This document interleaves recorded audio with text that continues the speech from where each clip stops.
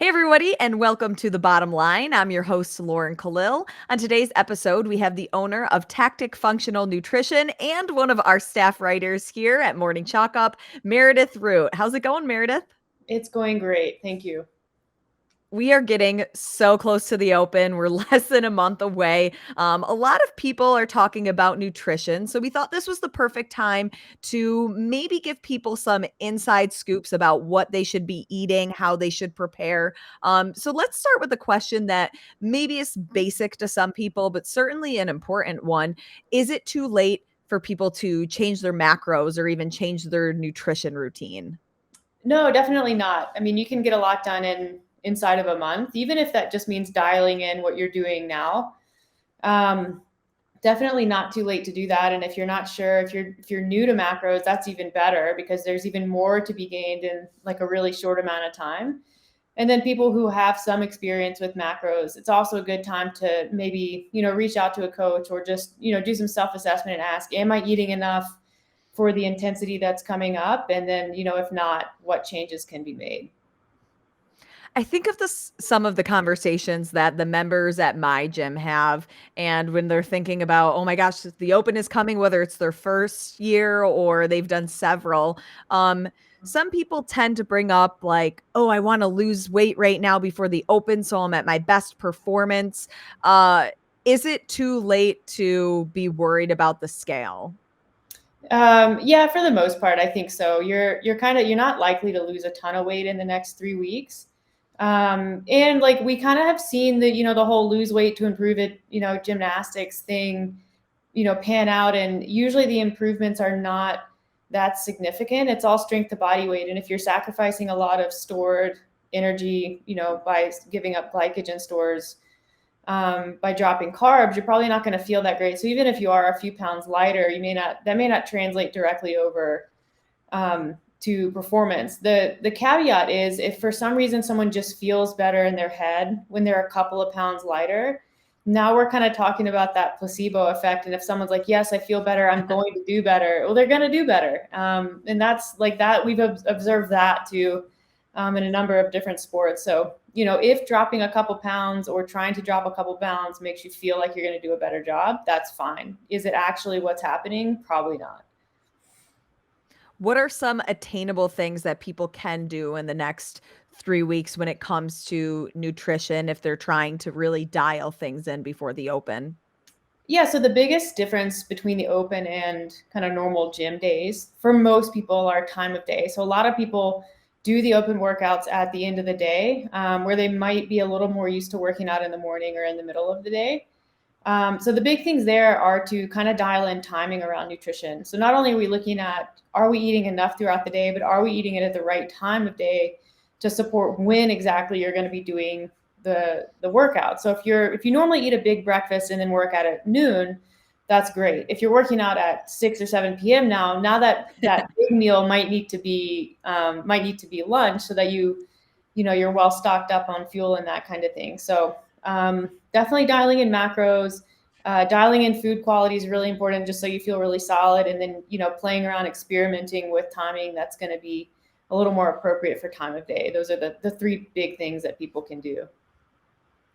So let me actually even go back when it comes to, people who may be new to nutrition. Maybe they've never counted macros before, but they see some of those, flashy or headlines, whether it's keto, paleo, whole 30.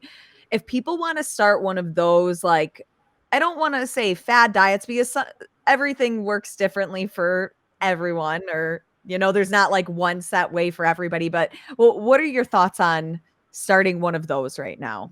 I would stay away from keto or paleo just because they're not going to be quite high enough in carbs. Whole 30, not the worst. Just I don't love what happens after the whole 30. The best fad diet that I think exists from an athletic standpoint, and I'll probably get flack for saying this, is plant-based diet.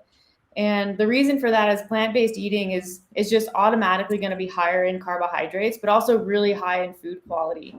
So not only are the carbs that you're eating going to go to work in your body in the form of stored glycogen, but also you get a huge and diverse profile of micronutrients, vitamins, minerals, things that kind of work as catalysts and coenzymes in a lot of processes that are really important to athletic performance. And it's actually not that hard to get enough protein in doing plant-based. So if someone was like, I want to do something that is different because that just helps me with buy-in, I would say plant-based is probably the way to go for performance in the short term. The announcement for the Open, it comes out Thursday, and say that, somebody watching this is planning to do the workout on Friday. What are some tips on how people should prepare the day before, the day of, and then even maybe after their first attempt? Yeah, so the day before is really simple. Usually we recommend just increasing carbohydrate intake above whatever baseline is, by 20 to 30%. So just you want to increase carbohydrates. You can decrease protein, decrease fat if you want. Doesn't really matter, but we're just looking to increase there. Timing on the day depends again on what time you're doing the workout. But generally, like pre-workout, we want a real, like a well-rounded meal 1 to 2 hours before the workout. And then around 60 minutes, 45 to 60 minutes before, you want to have a small carb-based snack. And then just kind of sip on some water or Gatorade or something like that until it's time to go. And then right after, you want to make sure you get in, again, carbs and proteins within around 60 minutes, within 60 minutes after. And then, just keep intake high if you can. If you're doing it later in the day, you don't have a lot of time to eat afterwards. So you'd want to kind of push your eating to the day after. And then if you're looking to redo it a couple of days later, it would just kind of be the same rules would apply as far as fueling goes. If you get done with the workout, your body is super sore, but you want to retest, are there any nutritional things that people can do to, maybe help their body recover quicker to be able to take on a second attempt? Yeah, there's actually, so obviously carbohydrate intake is really important, but there's been some research and some science that indicates taking antioxidant rich carbohydrates can be really beneficial. So the one that people are probably most familiar with is tart cherry juice, which is just a concentrate of a specific type of cherry, and it's super high in the antioxidants that are also present in red wine. You just don't have the alcohol and other things in red wine you can use wine if you want, but I don't know that that's my recommendation. So I really like tart cherry juice after a workout. And then, as counterintuitive as it sounds, if you finish and you're like, I know I want to repeat this, hop on a bike or something and just do a moderate intensity, like 30-minute ride, just to kind of get fluids moving around your body, get blood flowing, because the last thing you want to do is just sit around and get super stiff. And then the day after, relax, get stress levels down.